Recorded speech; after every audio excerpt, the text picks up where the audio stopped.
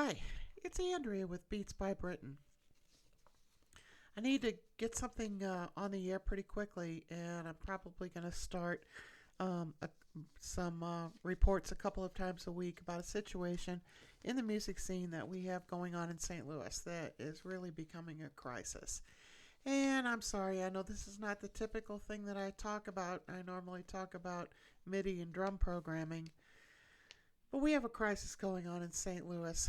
Um, and this is it's very important. It's very dear to my heart, and it's dear to the hearts of many musicians in St. Louis. I'm going to preface this by saying that I don't work or volunteer for KDHX radio station. I was until recently a donor. Since I don't work or volunteer for KDHX, I am relatively free in what I can say and what I can report to you. KDHX is our only local community radio station in St. Louis that covers genres of music that you won't hear anywhere else. Many communities in the United States have a community radio station on the FM dial. It's usually on the 88.1 FM frequency.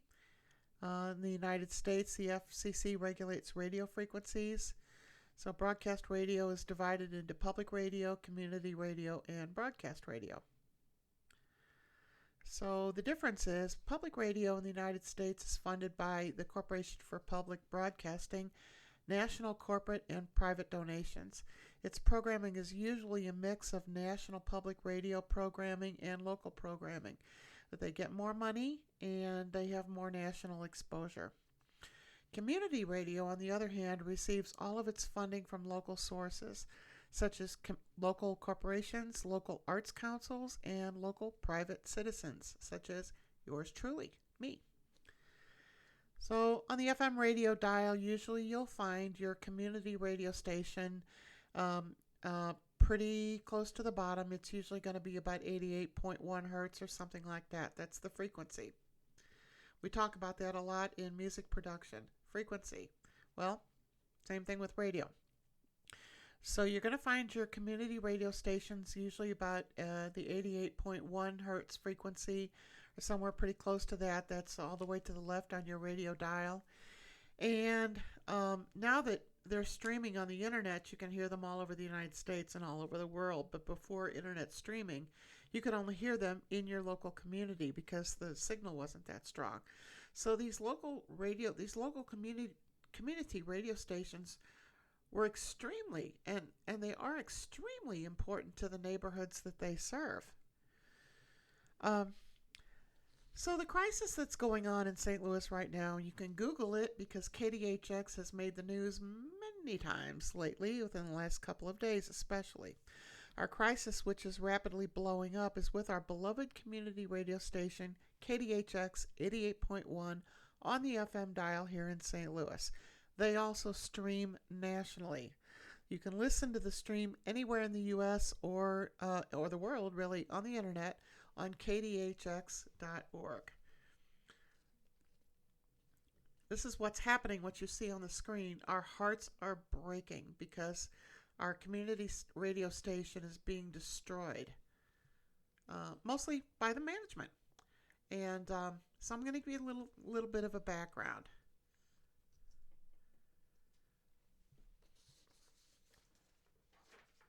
Our community radio station, which we dearly love because it represents our community, was originally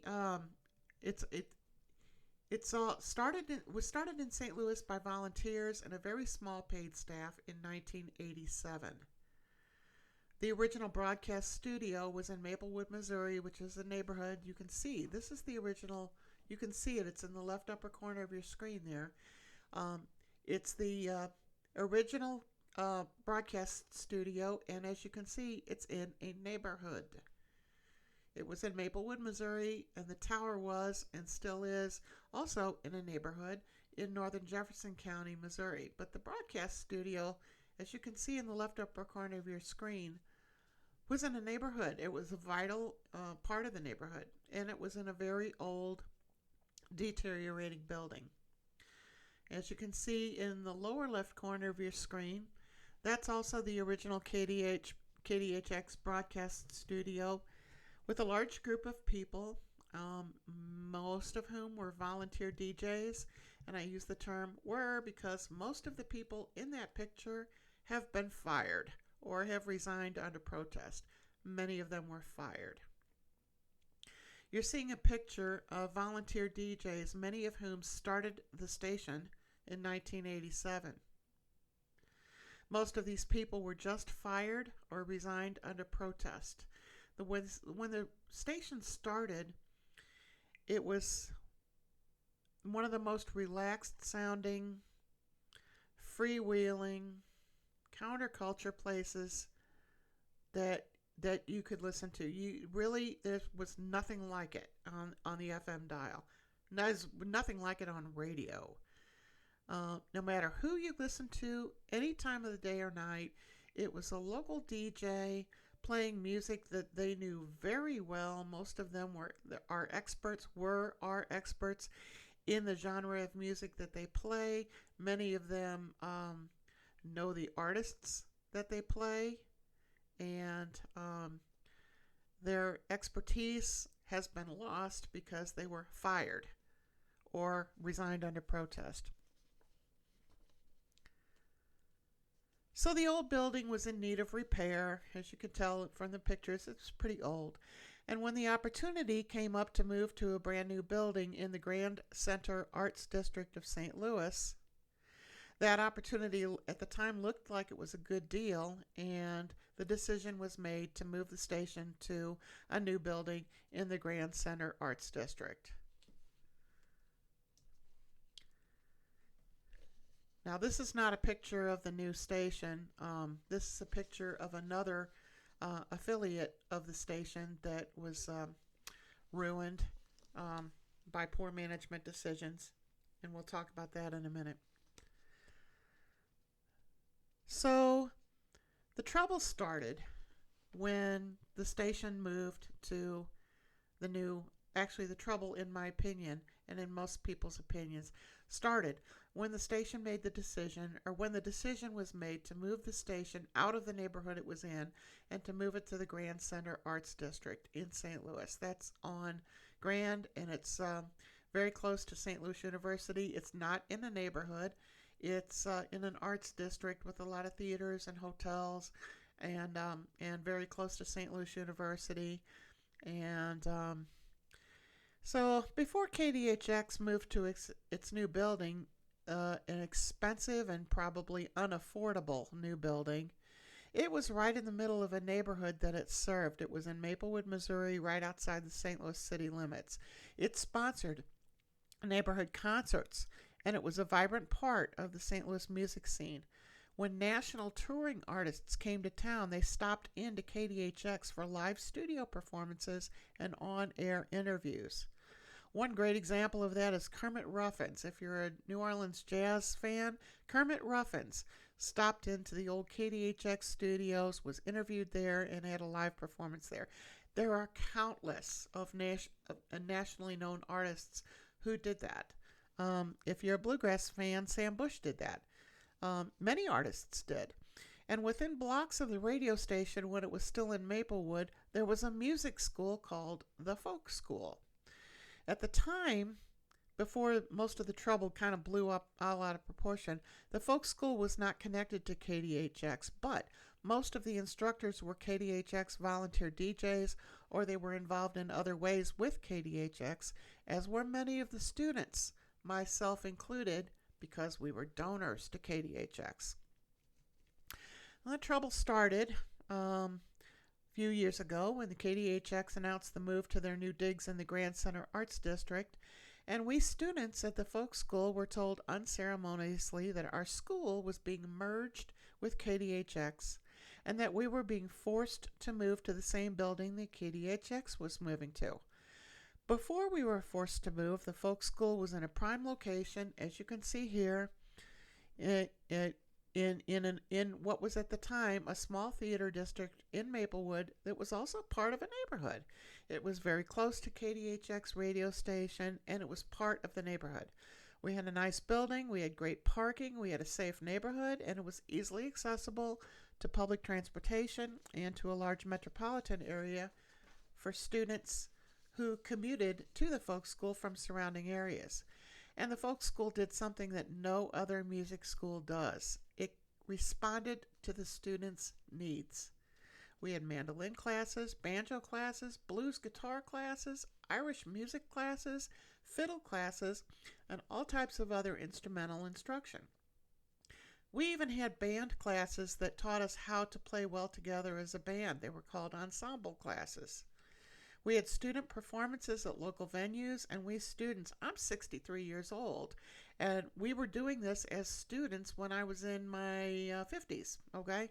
So, we're not young people, but we felt young, we felt great. We loved taking music lessons there. We students were actively involved in the type of music instruction that was conducted at the folk school. Then, the horrible decision was made to yank us out. The KDHX move to Grand Center Arts District meant that most of us had a longer drive. It was out of the way. At the time the building was being built, the KDHX studios were being built, there was almost no parking for the folk school students. So when classes started at the new building, there was not enough parking. There is now, but there wasn't then. Parking at the time was on the street. It was not safe. We students were not consulted at all about the move, but it was our money that kept the folk school going. And that's how we feel with KDHX right now. Those of us that are donating money to KDHX are not being consulted at all regarding the poor management decisions that are being made, but it's our money that's keeping KDHX going. So, as a result, the folk school closed not too long after its move to the new KDHX building. KDHX also, in addition to the folk school, intended to include a small performance venue called The Stage. The stage was located in the new KDHX building, and it was intended to host performances by folk school students and local musicians. For whatever reason, the stage is now closed too. The space is there, but it's no longer being utilized for what it was intended to be utilized for. Which brings us to the current crisis. A large number of DJs who are volunteer DJs who have been there for 20 plus years, many of them have been there for 30 years at KDHX, have been fired recently. This actually started back in 2019 when the first popular DJ was fired. And within the last 2 weeks, that's why we're at a crisis point. Within the last 2 weeks at our station, our community radio station, we've lost over a third of our volunteer DJs, most of whom were fired, and some resigned under protest. And it's all because they have no voice. We have no voice. Our DJs, our volunteer DJs, represent us in St. Louis. And we as musicians are very, very upset by this. Well, we as people who enjoy our radio are very upset by this. Our volunteer DJs, they're not employed by the station. They represent us. And station management has decided to fire them or force them into having to resign because they're put in an untenable situation. They have no voice. They can't say anything about how the station is being run. They can't even suggest improvements on the air. They can't talk about that stuff on the air because they get fired. So that's the crisis we're in. We're in very real danger of losing our radio station because our DJs are being fired. So you can go to the next couple of installments in my regular reporting are going to be focusing on the DJs who were fired and the DJs who resigned under protest and more of the turmoil. I'm going to have links to newspaper articles and stuff like that outline the turmoil that's going on at our radio station and what we can do to fix it. So anyway, if you're at all concerned about your own community radio station wherever you live, you need to know what's going on at KDHX, because the very same thing could happen to your station, and we want it to stop. Um, we're involved. There's a large group of us, over 2,000 of us, on Facebook that are organizing to help our situation out at KDHX, and we want to save the station and help it get back to its former glory. So even if you're not in St. Louis and you don't have any ties to KDHX, you should know what's going on at KDHX, because your station could be next. So anyway, more details to come.